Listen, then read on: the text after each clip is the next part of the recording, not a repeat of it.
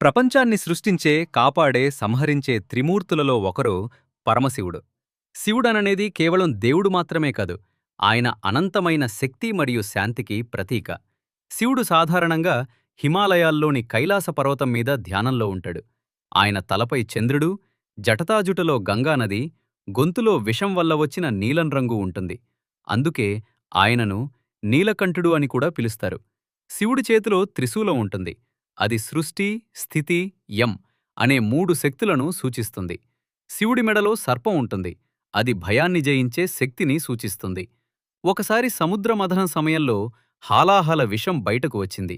ఆ విషం ప్రపంచాన్ని నాశనం చేసే ప్రమాదం వచ్చింది. అప్పుడు శివయ్య ఆ విషాన్ని తాగి ప్రపంచాన్ని కాపాడాడు. ఆ విషం ఆయన గొంతులోనే నిలిచిపోయింది. అందుకే ఆయనను నీలకంఠ మహాదేవుడు అంటారు. శివుడి నృత్యాన్ని తాండవం అంటారు. ఆ నృత్యం ద్వారా ఆయన సృష్టి మరియు సంహార శక్తిని చూపిస్తాడు. శివుడు చాలా సులభంగా భక్తులపై కరుణ చూపే దేవుడు. అందుకే ఆయనను భోలేనాథ్ అని కూడా పిలుస్తారు. శివుణ్ణి భక్తితో పిలిస్తే ఆయన ఎప్పుడూ భక్తులను కాపాడుతాడు. అందుకే ప్రపంచంలో కోట్లాది మంది భక్తులు ప్రతిరోజూ ఇలా జపిస్తారు: ఓం నమఃశివాయ. ఈ పవిత్ర మంత్రం మన మనసుకు శాంతిమిస్తుంది. శివయ్య ఆశీర్వాదంతో మన జీవితంలో శక్తి మరియు ధైర్యం పెరుగుతుంది. హరహర మహాదేవ్. ఓం నమఃశివాయ.